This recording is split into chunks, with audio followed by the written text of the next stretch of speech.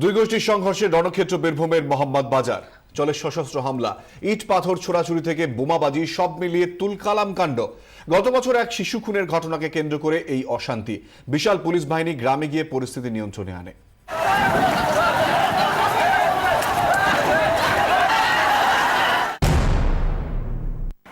অগ্নিগর্ভ সোৎসাল গ্রাম, মুহুর্মুহু ইট বৃষ্টি, তুমুল বোমাবাজি। শুক্রবার দিনে দুপুরে এই অবস্থা গ্রামের। কেন এমন অবস্থা তা জানতে অবশ্য পিছিয়ে যেতে হবে বছর খানেক। গত বছর জুলাইয়ে সোৎসাল গ্রামের এক শিশু হঠাৎ নিখোঁজ হয়ে যায়। দিন চারেক পর ক্যানেল পাড় থেকে উদ্ধার হয় ওই শিশুর মৃতদেহ। খুনের অভিযোগে প্রতিবেশী 4 জনের বিরুদ্ধে এফআইআর করেন মৃত শিশুর বাবা। পুলিশ গ্রেপ্তার করে 3 জনকে, বাকি 1 জন বেপাত্তা। ধৃতেরা জামিন পেয়ে সম্প্রতি গ্রামে ফেরার পর থেকেই ঝামেলা শুরু হয়। মৃত শিশুর পরিবারের পাশে রয়েছেন সিংহভাগ গ্রামবাসী, অপরপক্ষে অভিযুক্তরা এবং তাদের পরিবার পরিজন। এদিনও অভিযুক্তদের পরিবারের তরফে প্রথমে কটু মন্তব্য করা হয় বলে অভিযোগ। এ নিয়ে চড়তে থাকে উত্তেজনার পারদ। গ্রামবাসীদের দাবি, খুনের ঘটনায় অভিযুক্তরা বহিরাগত লোকজন নিয়ে এসে হামলা চালায়। ওদের হাতে খালি রিভলভার, বম, পিস্তল, লাঠি। বম চার্জ করেছিল, প্রচুর বম চার্জ করলে আমাদের বম পজিটিভ চার্জ করে দিয়েছে। খোলা লাগানো দিয়েছিল, আমরা খোলা আমার দুজনে পায়ে মেরেছে, বোমের আঘাত চলে গেছে। একটা সময় মুড়ি মুড়কির মতো পড়তে থাকে বোমা। অবস্থা সামলাতে হিমশিম খায় পুলিশ পর্যন্ত। হুমকি করছে, অ্যাটাক করছে। এখন আমার গ্রামবাসী এখন ধরতে যেতে গ্রামবাসীকে তারা ঠের দিচ্ছে, গ্রামবাসীকে বম মেরে মেরতে চাইছে। বাইরে থেকে তারা 4টা লোক নিয়েছে।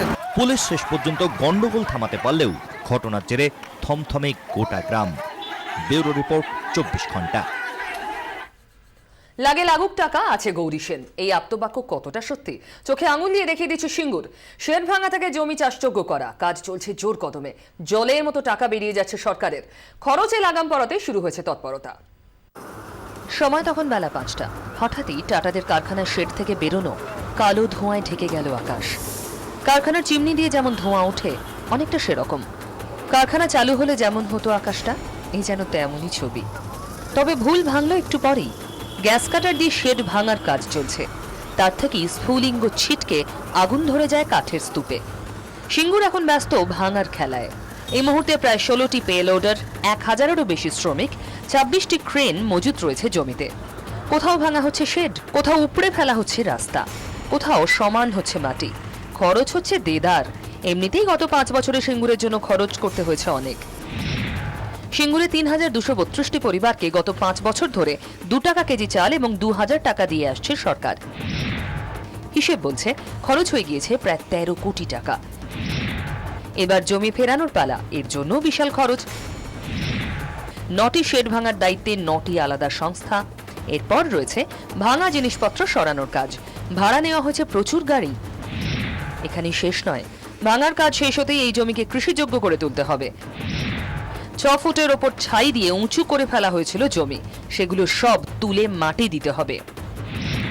শেডের ভেতরে যে খানাখন্দ রয়েছে বুঝিয়ে ফেলতে হবে সেগুলো। জমিতে নতুন করে তৈরি করতে হবে আল। সব মিলিয়ে খরচ 140 কোটি টাকার কাছাকাছি পৌঁছে যাবে বলেই অনুমান প্রশাসনের। এর সঙ্গে অবশ্য সিঙ্গুর দিবসের খরচ, নেতা নেত্রীদের আপ্যায়ন, এসব কিছুই ধরা হয়নি। এরপরেও আবার চাষের জন্য 10,000 টাকা করে পাবে সব কটা কৃষক পরিবার। রাজ্য সরকারের চরম আর্থিক সংকটের মধ্যেও চলছে এই পরিমাণে অর্থ ব্যয়। কিছুটা হলেও এই খরচ বাঁচাতে নাটবল্টু খুলে তারপর শেড খোলা নয়, ভাঙারই পথে হাঁটছে প্রশাসন।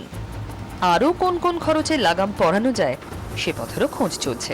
শেষ পর্যন্ত এই খরচ কোথায় গিয়ে দাঁড়াবে, এটাই এখন প্রশাসনের কাছে সবচাইতে বড় চিন্তা। ক্যামেরায় নন্দদে, সুদীপ কোলের সঙ্গে বিধান সরকার এবং উজ্জ্বল মুখার্জি, 24 ঘন্টা, সিঙ্গুর। সরকারি হাসপাতালে চিকিৎসক সমস্যা মেটাতে এবার নজিরবিহীন সিদ্ধান্তের পথে হাঁটতে চলেছে রাজ্য। ভিন রাজ্যের চিকিৎসকদের কাছে এবার খুলে যাবে এ রাজ্যের সরকারি চাকরির দরজা। ওয়েস্ট বেঙ্গল সার্ভিস রুলে সংশোধনী আনতে চলেছে রাজ্য।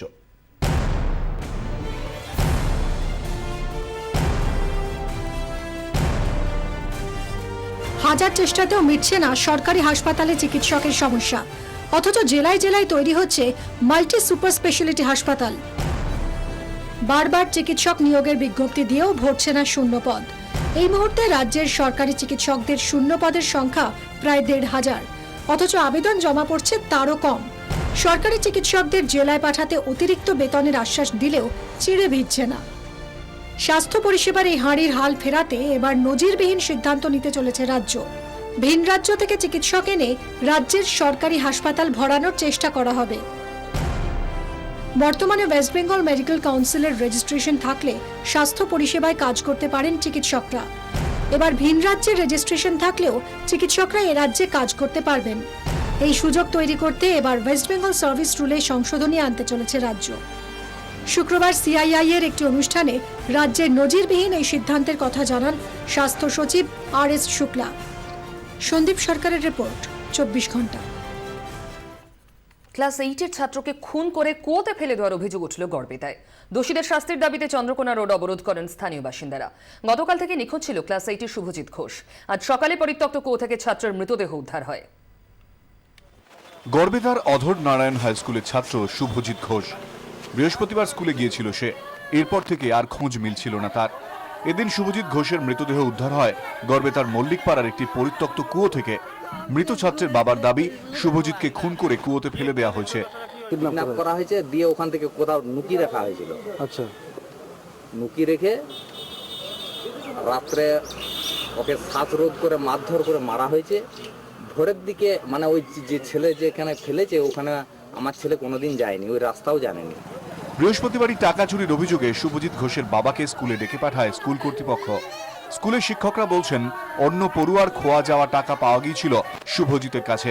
ছাত্রছাত্রীরা সেটা তাকে ধরে নিয়ে এসে শিক্ষকদের বলে যে এই ছেলেটা নিতে পারে। তাকে তদন্ত করে দেখা গেল, তাকে জিজ্ঞাসা করা গেল যে কত টাকা আছে।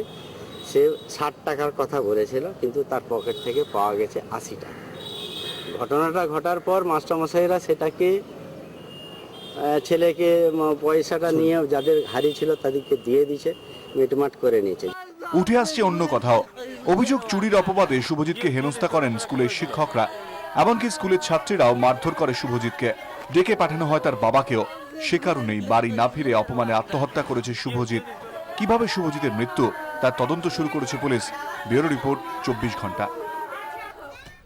বহিরাগত আটকাতে এবার গেট পাহারায় খোদ কলকাতা বিশ্ববিদ্যালয়ের রেজিস্ট্রার। আজ সকাল থেকেই কলকাতা বিশ্ববিদ্যালয় কলেজ স্ট্রিট ক্যাম্পাসের বিভিন্ন গেটে রীতিমতো নিজে দাঁড়িয়ে থেকে আই কার্ড পরীক্ষা করেন রেজিস্ট্রার। গত কয়েকদিনের বেশ কয়েকটি ছাত্র সংঘর্ষের ঘটনায় মুখ পুড়েছে কলকাতা বিশ্ববিদ্যালয়ের গেটে থাকা নিরাপত্তা কর্মীদের দাবি, ইউনিয়নের নাম করে যখন তখন যে কেউ ক্যাম্পাসে ঢুকে পড়ছেন। নিরাপত্তা কর্মীদের কথায় কেউ কানই দেন না।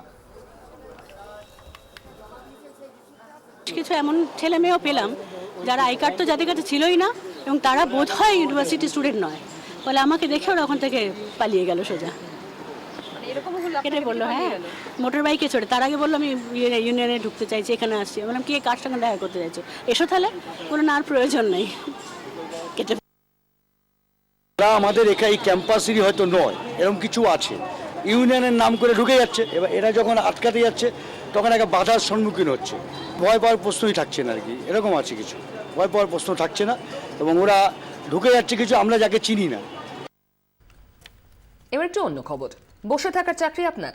অবসর কাটে বসে বসেই, আড্ডাও বসে, কিন্তু বেশিক্ষণ বসার মধ্যেই লুকিয়ে রয়েছে বিপদ। সাম্প্রতিক গবেষণার দাবি, ৩ ঘন্টার বেশি টানা বসে থাকলে ডায়াবেটিস, হার্ট অ্যাটাক বা ক্যান্সারের সম্ভাবনা বেড়ে যায় বহুগুণ, এমনকি মৃত্যু পর্যন্ত হতে পারে। চাকরি হোক বা অবসর, আড্ডা হোক বা কাজ, টানা বসে থেকেছেন কি মরেছেন?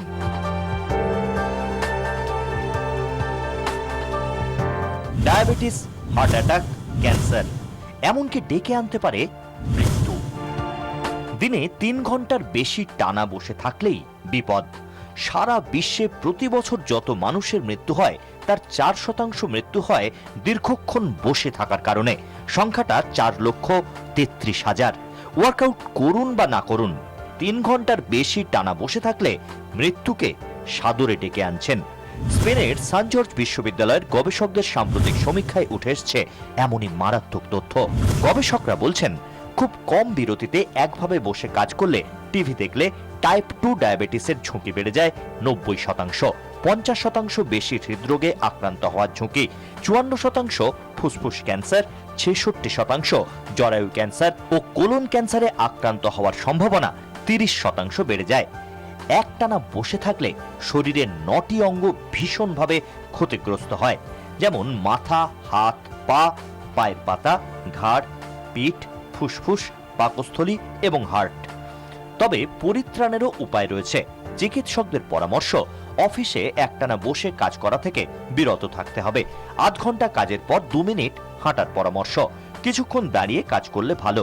প্রয়োজনে কম্পিউটারেও দাঁড়িয়ে কাজ করা যেতে পারে। অফিসে লাঞ্চ সারা যেতে পারে দাঁড়িয়ে। বসে বসেই সহজ কিছু ব্যায়াম করে নিলে উপকার পাওয়া যায়। মোবাইলে কথা বলার সময় হেঁটে কথা বলতে পারলে খুবই ভালো। সহকর্মীদের সঙ্গে কথা বলার সময় নিজের চেয়ারে বসে না থেকে একটু উঠে গিয়ে তার চারপাশে ঘুরে ঘুরে কথা বলার পরামর্শ দিচ্ছেন চিকিৎসকেরা। আইটি সেক্টর থেকে ব্যাংক, মিডিয়ার মতো বহু ক্ষেত্রে একটানা বসে কাজ করাটাই দস্তুর, কিন্তু কিছুটা বদলে নিতেই হবে সেই অভ্যেস। ব্যুরো রিপোর্ট, 24 ঘন্টা।